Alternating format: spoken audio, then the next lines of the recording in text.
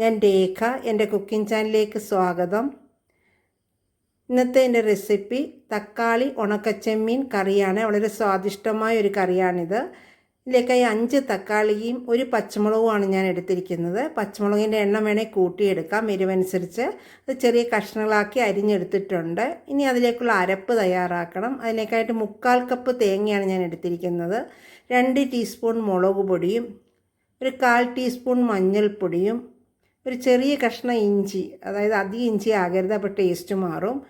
കറിവേപ്പില, 9 ചെറിയ ഉള്ളി, 9 10 ചെറിയ ഉള്ളി ആവാം. എന്നിട്ടൊരു 10 12 ഉണക്കച്ചെമ്മീൻ കഴുകി വൃത്തിയാക്കിയത്. ആവശ്യത്തിന് വെള്ളവും ഒഴിച്ച് നന്നായിട്ട് അരച്ചെടുക്കുക. അരപ്പ് റെഡിയായിട്ടുണ്ട്.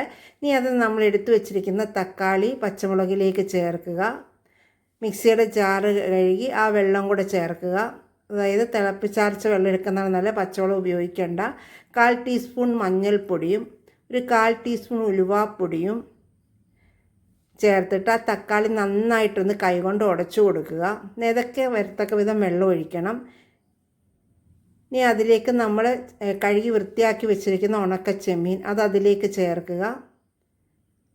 ആവശ്യത്തിന് ഉപ്പും 1/4 ടീസ്പൂൺ അല്ലെങ്കിൽ 1/2 ടീസ്പൂൺ വെളിച്ചെണ്ണയും കുറച്ച് കറിവേപ്പിലയും ചേർക്കുക. അടച്ചു വെച്ച് മീഡിയം ഫ്ലെയിമിൽ 10 മിനിറ്റ് വേവിക്കുക.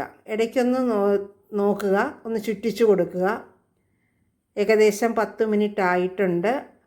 ചാറൊക്കെ കുറുകി തുടങ്ങിയിട്ടുണ്ട്. നല്ലൊരു മണം വന്ന് തുടങ്ങിയിട്ടുണ്ട്. ഇനി അതിലേക്ക്